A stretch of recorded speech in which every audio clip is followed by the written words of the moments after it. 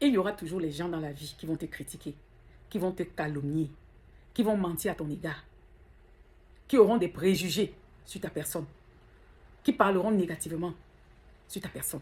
Il faut le savoir.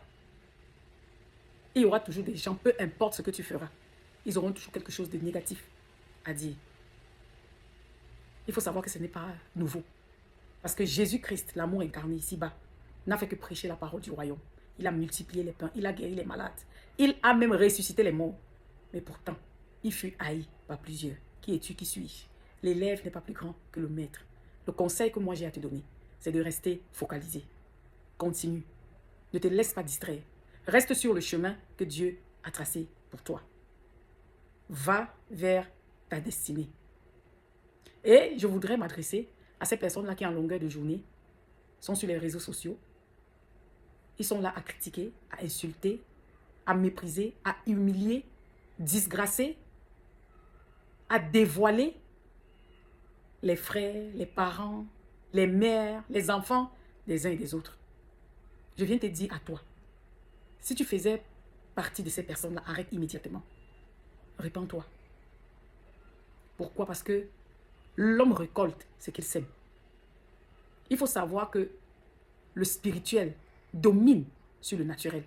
Voilà la raison pour laquelle Dieu a doté certaines personnes de recevoir des visions. C'est-à-dire des choses qui ne sont pas encore arrivées sur terre. Mais ces personnes-là ont la capacité de voir bien avant. Ça nous fait comprendre que tout se passe d'abord dans le spirituel avant de se matérialiser dans le physique. Fais attention. Fais très attention. Écoute-moi bien. Si quelqu'un t'a déjà aidé un jour, si quelqu'un a déjà été pour toi un soutien, il t'a donné un verre d'eau quand tu avais soif, il t'a aidé quand tu avais faim, cette personne ne t'a jamais fait du mal. Si tu as profité de quelqu'un, une aide financière, une aide matérielle, une aide spirituelle, c'est-à-dire un homme ou une femme de Dieu, qui a été pour toi une couverture, tu as adoré dans son église, et puis le moment est arrivé, vous vous êtes séparés. Peut-être il y a eu des litiges. Bien-aimé, ne sois pas parmi ceux-là qui s'asseyent pour critiquer, insulter, médire, calomnier les gens qui ne vous ont jamais fait mal.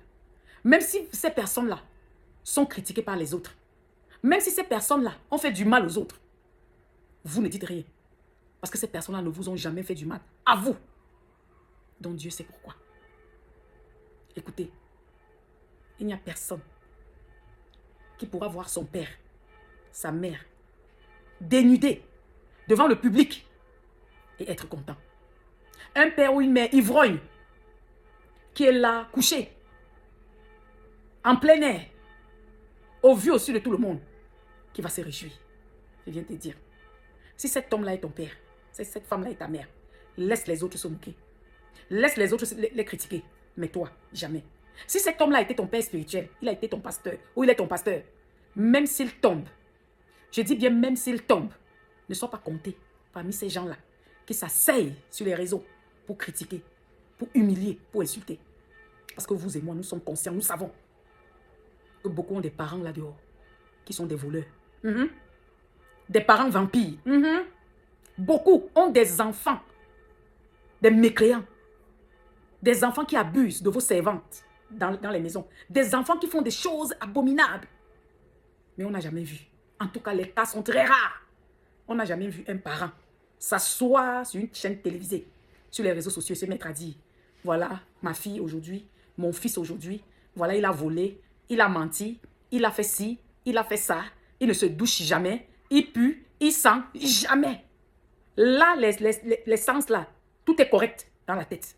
Mais quand il s'agit des autres, on critique. Ne faites pas aux autres ce que vous n'aimerez jamais qu'on vous fasse. Ne sois pas cette personne-là qui ose prendre la pierre pour la jeter sur l'autre.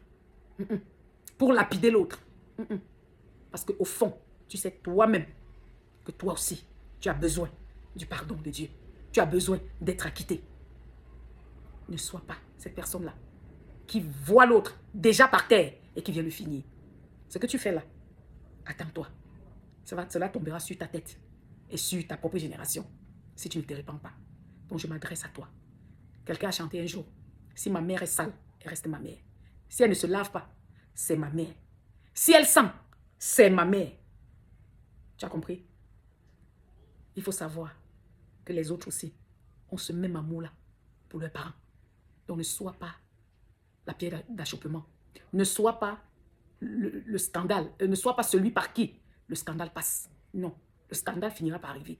Mais laisse le scandale venir de par lui-même, pas par toi.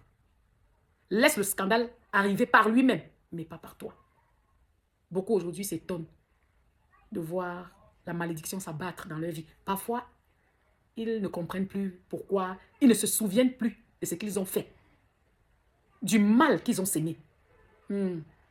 Beaucoup sont à l'origine de leur malheur. Et c'est ce qu'on voit aujourd'hui. Les gens oublient que ces paroles-là restent. Ces vidéos-là restent. Quand vous critiquez, vous insultez, vous méprisez, vous salissez la mémoire des gens, ça reste. Et puis, vous êtes étonnés le lendemain. Quand vos choses à vous ne marchent pas, quand le malheur s'abat dans vos vies, et vous vous posez la question, mais pourquoi? Qu'est-ce que j'ai fait? Où était Dieu? Non. Bien-aimé, si celui-là est ton père, je dis que même s'il fait les selles sur lui, c'est à toi de cacher, c'est à toi de couvrir, c'est à toi de nettoyer. Laisse les autres le faire, pas toi. Tu vois comment tu caches les défauts de tes enfants là. Tu vois même pour vous, certaines femmes, vous cachez l'adultère de vos maris. Vous cachez les défauts de vos maris. Ça chauffe dans la maison. Mais quand vous sortez, vous souriez. Vous faites semblant. Oh, c'est le mari. Oh, voilà, c'est un ange. Alors que vous savez que c'est un démon. Oh, cette femme, non, non, c'est une... Pourtant, vous connaissez la réalité. Mais c'est vous qui allez dénigrer les autres. Aujourd'hui, si tu écoutes ma voix, toi qui es là, il faut changer. Il faut te repentir. Il faut demander à Dieu de te purifier. Et il faut accepter d'être un canal de bénédiction. On ne se prononce pas sur tout. On n'est pas obligé de donner son opinion sur toute chose. Il faut savoir aussi que la vérité va bien au-delà des faits. La vérité est plus grande que les faits. Beaucoup disent que non, il y a eu les preuves. Mais vous et moi, vous savez que c'est limité. Il y a beaucoup de gens là en prison, avec des preuves à l'appui. Après 20 ans, 30 ans, on s'est rendu compte qu'il y avait erreur. Si Dieu ne t'a pas révélé, reste parfois silencieux. Sinon, tu pourras toujours en train de prononcer les malédictions sur toi-même. Sois béni abondamment.